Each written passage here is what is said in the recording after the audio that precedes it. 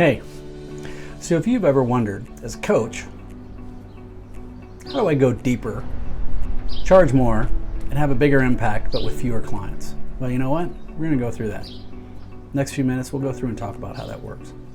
When we can live life on our terms, on a holistic level, taking into account not just our business lives, but also our health, all of our relationships, from friends, family, to our partners, the world changes. So what I've been able to do over my career, and I've worked with hundreds of companies, I've narrowed it down to where I work with about 8 to 10 clients at a time now. But I get very, very involved with them, and I charge a lot of money. But I get very, very focused with them as an individual client and as a person. I want to work with them on a holistic level. So I have a lot of experience as a facilitator, a lot of experience as a teacher and as a coach. But where I really end up getting empowered to go deeper is when I end up embracing the idea of being fearless and going to those places that people don't want to talk about, but we know really, really impact where people are. And what I mean by that is it can be as simple as talking with the CEO about, dude, how you sleeping? I'm like, what does that have to do with business? I would actually argue that that has almost everything to do with business. How's the home life? You know, are you spending time with your kids? How's your health? The reality is that I have a client I've worked with who we went through some big hairy stuff, some very big hairy stuff, and I would ask him early on every day, and be like, dude, how you sleeping? And I was coaching him literally every day for about 6 months. Still see him now 4 years later. And he would be like, well, why the F do you keep asking me that? That doesn't have anything to do with it. But I think now he really realizes it, because he will tell me once a week how he's doing. For the very specific reason that he will tell you he feels it's his number one competitive advantage if he's rested, because how he makes his decisions. So how on earth does this help as a coach who wants to go deeper? Well, I like to use a phrase that says, if I feel that I need to go to every session 100% prepared to get fired. And I tell clients that if I don't do that, you shouldn't hire me, you should fire me. Because if I feel like I'm worried about my job with them, then I'm not genuinely being there for them. A really good coach gets called out, gets paid, gets comped well for being willing to potentially get fired, for being willing to tell the emperor that the emperor has no clothes, for being willing to say, you're being a grumpy bastard, man, what the hell's going on? Or you're an idiot, you're getting in your own way. Or you're a dictator and your people are scared to death of you. I like to say it's kind of like business Tourette's. If I'm thinking it, man, I just want to blurt it out. Now, it doesn't mean that I come at it from a perspective of being nasty or mean or vindictive. It's with a genuine spirit of curiosity, but a genuine open heart. And I'll ask permission, and I'm not going to be an ass, but I will be direct. Now, does that work with everybody? No, it doesn't. Have I gotten fired? No, I haven't gotten fired, but I've had people who very softly walked away because they didn't like being uncomfortable. And that's okay, I don't want to work with those people. But it's when we choose to get more intimate, when we choose to be willing to go to that vulnerability, that is when things change.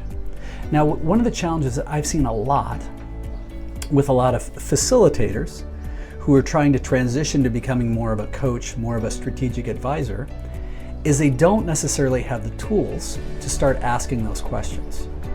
And that's one of the areas where the programs that we offer for the certification of lifeon-yourterms.com, lifeon-yourterms.com, what we offer here is a whole set of tools that our certified coaches can then go and use and augment their existing practices.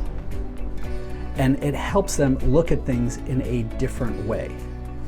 So Another area that I can use as a story with this is the idea of being present.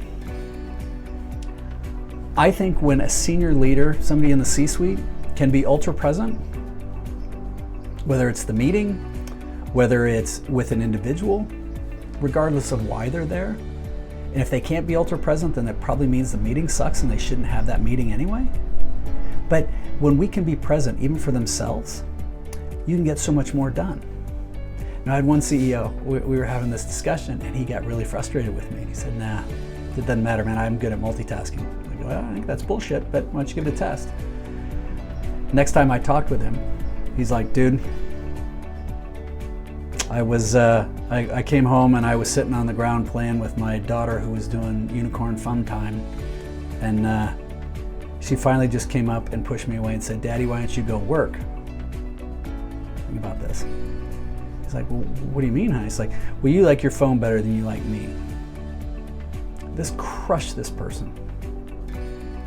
But he realized that he was spending time with his daughter, but he wasn't being present with his daughter. So as a result, he ended up establishing we discussed it, and he established the phone goes in the box when he comes home. Still there, if he needs to check it, he can. But how can he be more present with his wife? How can he be more present with his daughter? How can he be more present, and as a result, seeing those benefits with his CFO, with his leadership team, with himself? And what happens is as he starts to dig in and go deeper, he's starting to see that when he does those things at home, it actually makes him a better leader in other places. Now, we just recently finished a Life on Your Terms cohort, certification cohort, and we had a person in there who's an unbelievable world-class ultra runner. And she's a coach as well, but she's like, top of the world in these 100-mile races.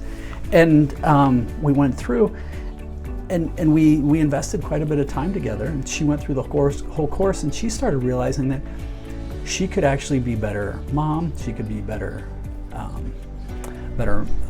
spouse in some of those areas, and giving herself permission to stay focused on those things when she's there, since she's present in those areas. It actually is going to help her become a better runner, because then she's giving herself permission in different ways. So I know I'm kind of going around and around a little bit, but the idea is that if you want to go deeper with your clients, when you can dive in and start addressing them as a whole person and have that willingness and the tools, well, and it doesn't matter if you're in the physical coaching, if you're in the life coaching, if you're in the business coaching, if you're performance coaching, when the individual, and you can actually start working with the entire individual, everything can start to expand. They can become better at everything they're doing. And what that does, though, it also increases the intimacy.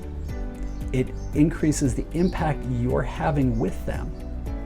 It allows you actually to raise your rates, but it's also going to really increase your retention. So if you have interest in this, you'd like to learn more, I'd love to talk to you about it. You're welcome to come to our website, lifeon-yourterms.com. I'm the good-looking one. lifeon-yourterms.com. Come on in, and we'll set up a time we can go chat and see if this is a good fit for you. And if not, please keep cruising the channel. We've got a whole bunch of other good stuff on this. Keep smiling.